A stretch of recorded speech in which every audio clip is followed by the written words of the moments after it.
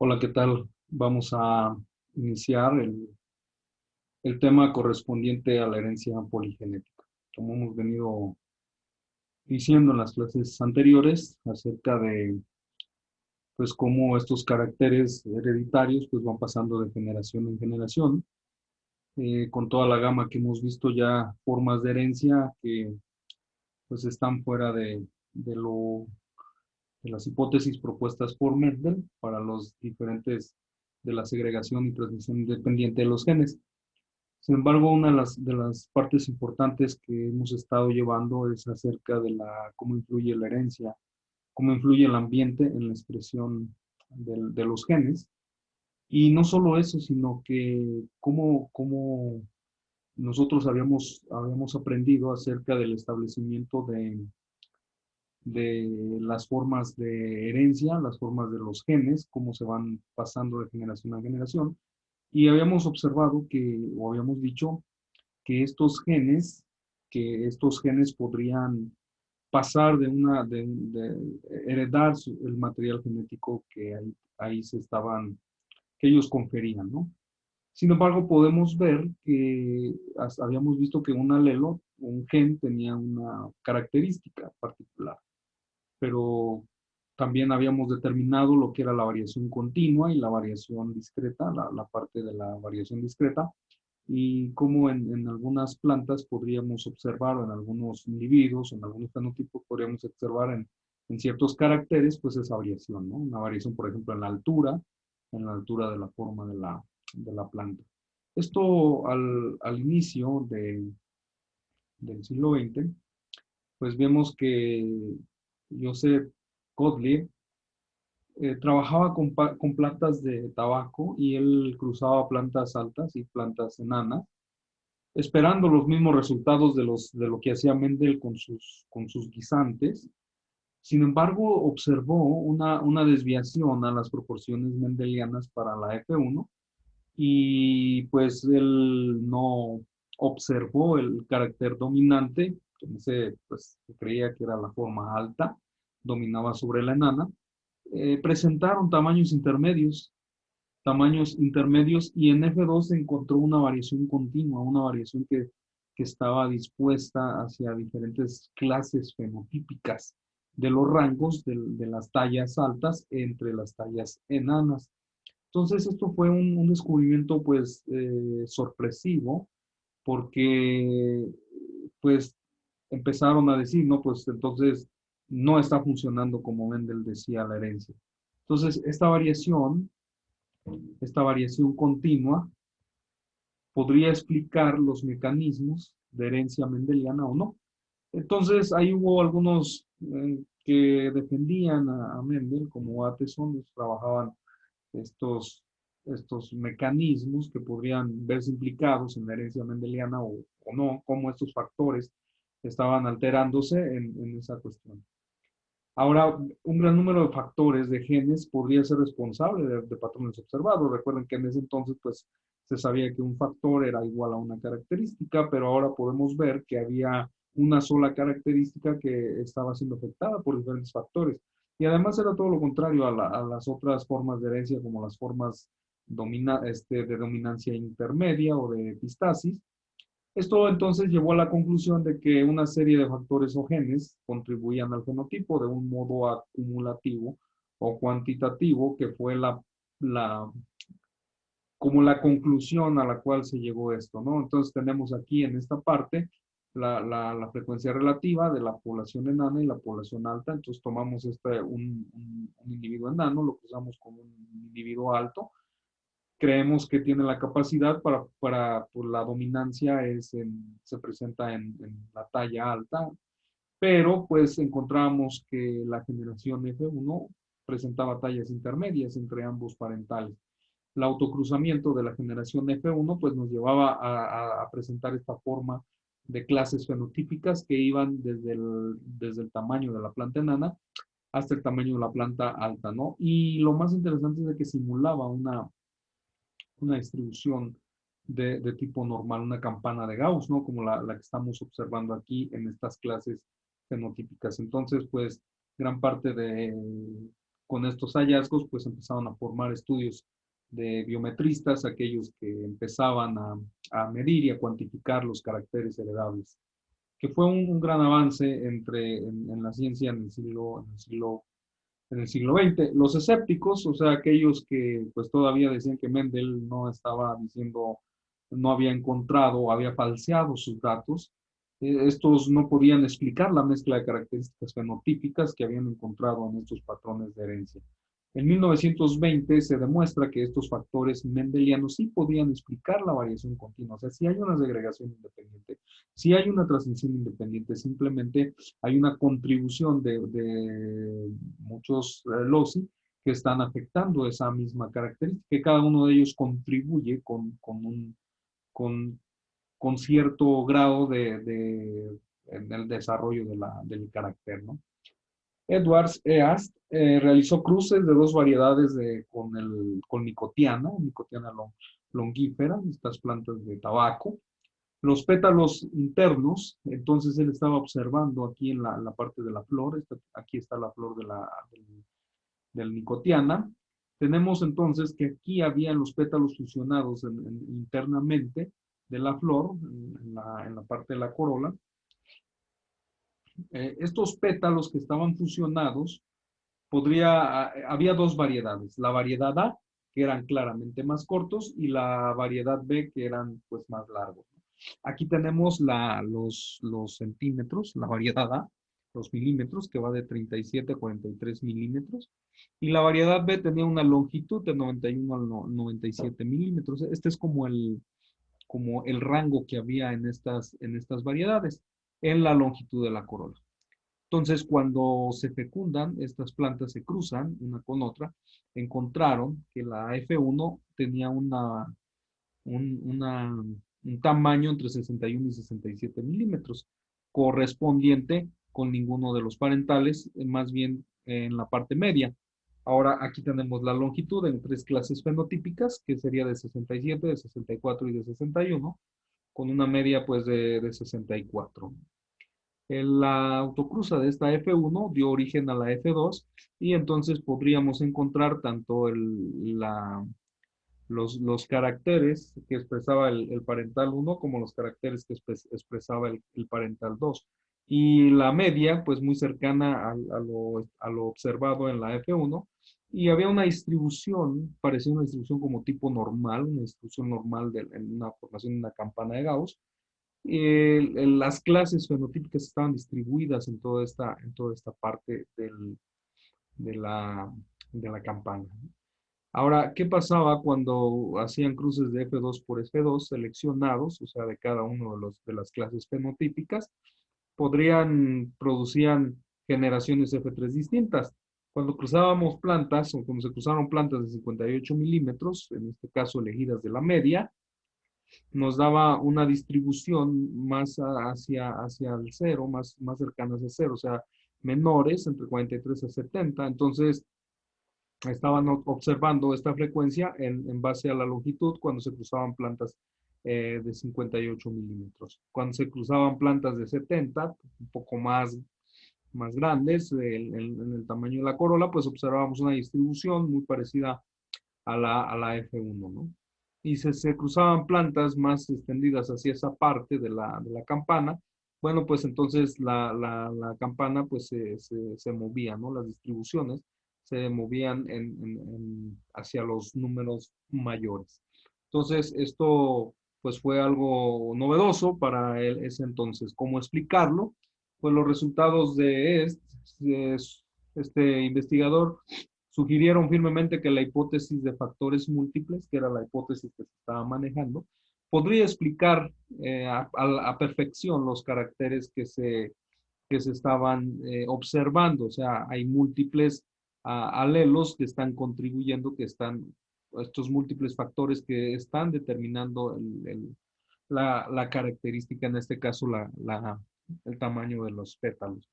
Se llegaron a estas conclusiones, son unas conclusiones que son básicas, son parte importante en la herencia poligenética, y es que esos caracteres que están bajo control se pueden cuantificar, ¿no? Se pueden medir, se pueden pesar, Son caracteres de variación continua, tienen rangos establecidos de expresión y se pueden contar. Entonces, una de las cosas muy importantes para el hallazgo, la detección de caracteres cuantitativos, pues es poderlos medir.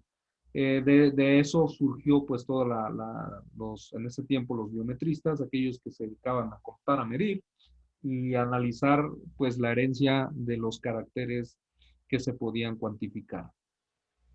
Dos o más pares de genes que estaban localizados a lo largo de toda la región genómica podría explicar la influencia hereditaria de un modo aditivo, o sea que cada uno de los genes podría contribuir aditivamente al tamaño o a la característica en la cual se estuviera observando. Y entonces podremos decir que hay muchos genes, pero ¿cómo se dan esos, cómo se da ese modo aditivo? La herencia de este tipo pues se denomina poligenética porque hay muchos genes encargados de esa expresión del fenotipo. Cada locus génico puede estar ocupado por un alelo aditivo, entonces aquí ya vamos a ver la diferenciación entre un alelo aditivo y un alelo no aditivo. Un alelo aditivo es aquel que contribuye cuantitativamente al fenotipo y un alelo no aditivo es que no contribuye al fenotipo. Entonces, por ejemplo, está un alelo no aditivo, que en este caso sería la expresión en los alelos recesivos.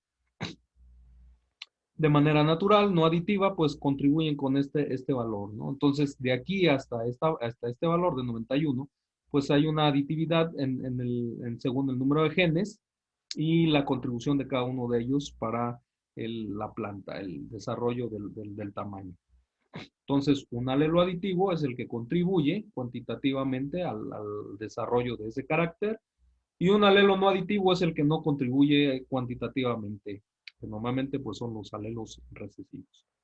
El efecto de cada alelo aditivo por cada locus cuando están combinados, pues es equivalente a uno del otro alelos aditivos en otros losigenómicos. Quiere decir esto que la herencia poligenética se va a comportar de una manera muy similar a lo largo de todos los genes que contribuyan aditivamente al estatus de un carácter.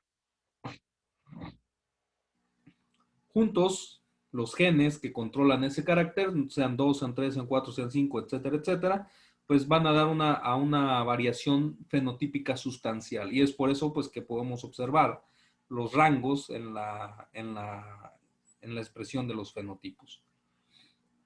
Y el análisis de estos caracteres poligenéticos pues requiere el estudio de un gran número de descendientes, ¿no? O sea, sí necesitamos evaluar una progenie con un número de descendientes muy altos, pues para poder hacer estos análisis de la progenie, ya que pues tienen ahí la contribución aditiva, ¿no? Entonces en modelos que no producen descendientes bastantes por generación, pues podría ser solamente inferido en otros modelos.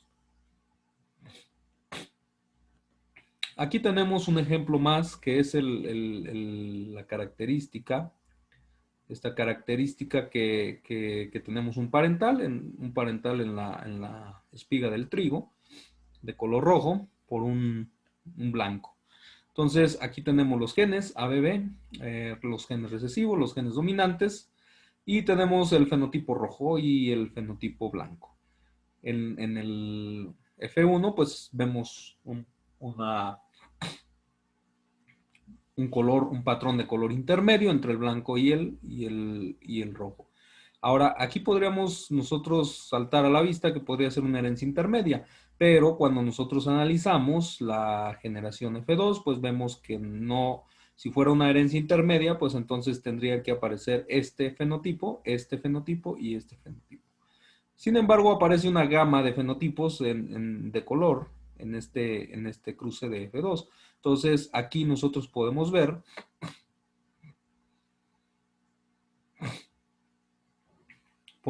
que estos alelos, tenemos aquí los alelos aditivos, ¿no? Entonces, vamos viendo, este es un diagrama de un esquema ramificado, no es un tablero de Punnett, sino esto nos permite analizar perfectamente de una manera más apreciable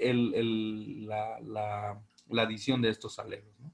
Entonces, cuando nosotros tenemos esta característica, nosotros vamos a esperar un cuarto de esta característica y vamos a esperar un medio del heterocigoto y un cuarto del homocigoto recesivo. Esto es las proporciones génicas o de los genotipos que nosotros observamos para un alelo, ¿no? En los factores mendelianos.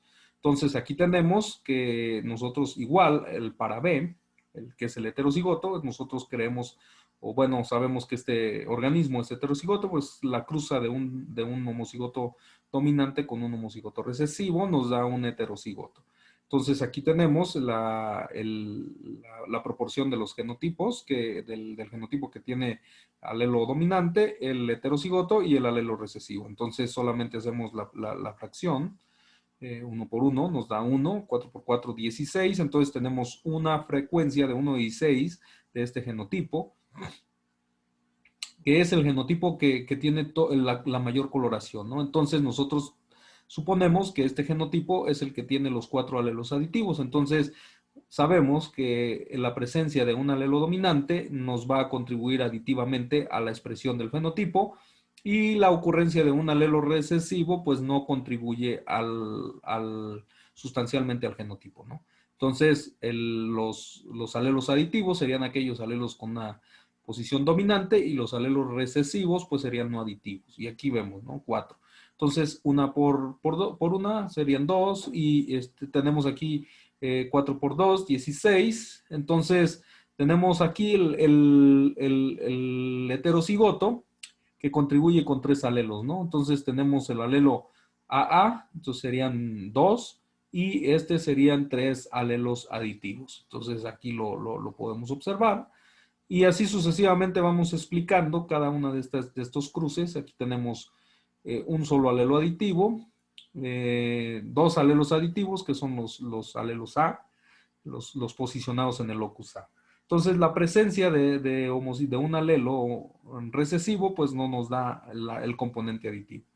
Y así sucesivamente vamos encontrando estos modelos, estos genes aditivos, ¿no? Estos alelos aditivos. Y aquí está ya la proporción en F2. Tenemos uno de 16, que son 4 alelos aditivos, pero la frecuencia de ocurrencia es 1. Siempre los extremos, la ocurrencia es 1, ¿no? Y esto nos simula una gráfica como con una distribución normal. Tenemos 4 de 16 que tienen 3 alelos aditivos, 2 de 16 que tienen 6 alelos aditivos, 1 de 16 con 4 y bueno, 0 de 16 con 1 de 16 con 0 alelos aditivos. Aquí no hay ningún alelo aditivo porque no hay ningún alelo dominante en esta parte.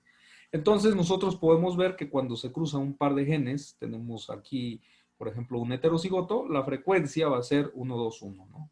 Un total de progenie de 4 individuos, pero tenemos la proporción 1, 2, 1 y vean también se simula una campana normal, una distribución normal de los datos. Cuando tenemos dos pares de genes, cruzamos un heterocigoto por otro heterocigoto, vamos a tener un total de 16. Los fenotipos van a ser 16, que esto va obedeciendo con los cruces mendelianos para los dihíbridos, ¿no? De la progenie esperada, pero va a estar repartida en 1, 2, 3, 4, en 5 clases fenotípicas, teniendo entonces la F1 como el modelo del medio, es el que tiene una mayor ocurrencia de individuos. Tenemos 3 pares de genes para un trihíbrido y bueno, tenemos la misma contribución, vean, la misma va incrementando el número de clases fenotípicas. Entonces aquí tenemos 1, 2, 3, 4, 5, 6, 7 clases fenotípicas, una progenie de 64 para un trihíbrido. Para uno de 4 tenemos tetrahíbrido, tenemos 256, la progenie, distribuida en 9 clases fenotípicas y así sucesivamente, ¿no? Así sucesivamente podemos ir, pero vean, todos obedecen a una campana de una distribución normal de las frecuencias de los individuos en la progenie. Entonces, aquí tenemos esta parte de los genotipos. Si nosotros usamos un cuadrito de Punnett, donde cruzamos el ABC-BC contra el heterocigoto, dos heterocigotos que tienen una coloración de este tipo, ¿no? Y vean cómo se va perdiendo, cómo va contribuyendo cada uno de los alelos aditivos. Aquí tenemos 1, 2, 3, 4, 5, 6 alelos aditivos. 1, 2, 3, 4, 5 alelos aditivos, 5 alelos aditivos, 5 alelos aditivos. Contribuyen con la expresión diferencial de la coloración en la espiga hasta pues ningún alelo aditivo, ¿no? Entonces, la frecuencia está aquí, es 1, 6, 15, 20, 15, 6, 1, y bueno, obedece a una distribución como este tipo, aunque aquí estamos viendo el número de personas y la altura en pulgadas, y se observa una distribución de tipo normal, ¿no? Aquí lo único que tenemos que hacer, bueno, es probar la simetría, si la distribución está más cargada hacia la izquierda, más cargada hacia la derecha, o qué tipo de asimetría podemos observar en esta distribución, ¿no? Y jugar un poco con nuestros datos, pudiendo sacar pues, y calcular algunos estadísticos como la media y la desviación estándar y la varianza. Vamos a ver un ejemplo. Vamos a ver un ejemplo de esta forma de herencia. En una planta, su altura varía de 6 a 36 centímetros. Cuando se cruzaron plantas de 6 centímetros con plantas de 36, todas las plantas de F1 tienen una altura de 21 centímetros. La F2, 3 plantas de cada 200 tienen 6 centímetros, como una de las plantas parentales, ¿no? Como la planta que tiene el menor tamaño, la planta enana. Entonces la pregunta es, ¿cuántos genes están implicados en la herencia de la altura de la planta? ¿En cuánto contribuye cada alelo aditivo a la altura de la planta y cuáles genotipos dan lugar a plantas de 31 centímetros? Entonces vamos a ver la solución. 3 plantas de cada 200, que es la información que me está dando el problema, en F2, son tan extremas en su fenotipo como este parental, ¿no? O sea, miden 6 centímetros. Entonces, la proporción, nosotros aquí vamos a expresar la proporción, como la vemos acá, estas proporciones que yo les mostré en estas grafiquitas. Estas proporciones pues son nuestras proporciones esperadas para cruces de este tipo.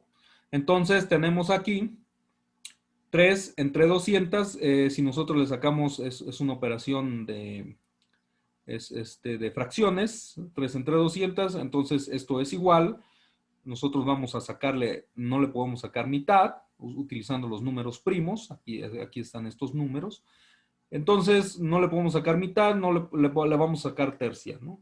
Entonces la tercia de 3 es 1 y la tercia de 200 es 66.7. Entonces tenemos 1 entre 66.7.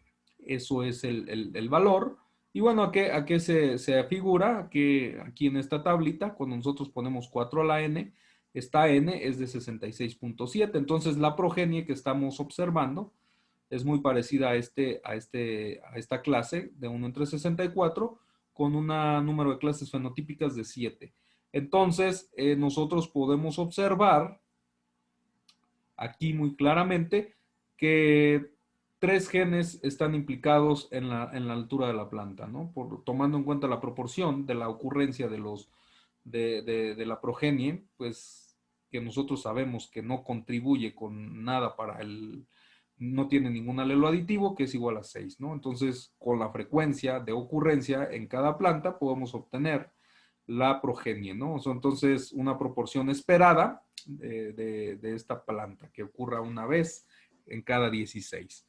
Entonces, pues son 66.7. Y respondemos nuestra primera pregunta, ¿cuántos genes están implicados en la herencia de la altura de la planta? Pues son 3 genes los que están implicados. Ahora, ¿en cuánto contribuye cada alelo aditivo a la altura de la planta? Bueno, la diferencia, necesitamos saber la diferencia de los extremos, 6 y 36. Estos son nuestros parentales. Entonces, nosotros hacemos una resta, 36 menos 6 son igual a 30 centímetros. Esto es nuestra diferencia. Y sabemos que hay 3 genes, 3 genes o 6 alelos, debido a que hay 6 alelos potencialmente aditivos, que es el que tiene la mayor altura, 36. Entonces, cada uno contribuye, vamos a dividir a restar los 6 centímetros que tiene la condición homocigota, o sea, no contribuye con ningún alelo. Entonces, 30 entre 6 sería 5 centímetros. Cada alelo aditivo va a contribuir con 5 centímetros de altura de la base de 6 centímetros, que es la altura que se da cuando no hay presencia de alelos aditivos. Entonces vamos a empezar a sumar 6 más 5 y así sucesivamente, porque la ocurrencia de un homocigoto pues simplemente te va a dar la altura pues más baja que tiene en este caso el parental recesivo. Entonces pues ya sabemos aquí, cada alelo aditivo contribuye con 5 centímetros a la base de la altura de 6 centímetros que son el individuo que no tiene alelos aditivos. ¿Cuántos genotipos dan lugar a las plantas de 31 centímetros? Bueno, todas las combinaciones con 5 alelos, porque vamos a multiplicar estos 5 alelos aditivos, ¿no? Entonces, a la base de la altura, cada uno contribuye con 5, iniciando de 6 centímetros, cada uno contribuye de 5 y entonces estaremos diciendo que aquellos alelos que tengan estas combinaciones, pues pueden tener estas alturas, ¿no? De 31 centímetros. Bien, entonces esto fue todo por la parte de herencia poligenética. Solo recapitulando que la herencia poligenética puede estar mediada por 2, 3, 4, 5, etcétera, pares de genes o alelos, o pares de alelos. En este caso, pues va a haber alelos aditivos, que son aquellos alelos que contribuyen con la expresión sustancial del fenotipo, y los alelos no aditivos es que no contribuyen absolutamente con nada, ¿no? Entonces, evaluando las progenies, nos podemos dar cuenta del número de genes implicados en la herencia de cierto carácter y también el valor de aditividad que tenga cada uno de los alelos. Nos vemos en el próximo tema para estar explicando un poco el análisis de estos caracteres poligenéticos.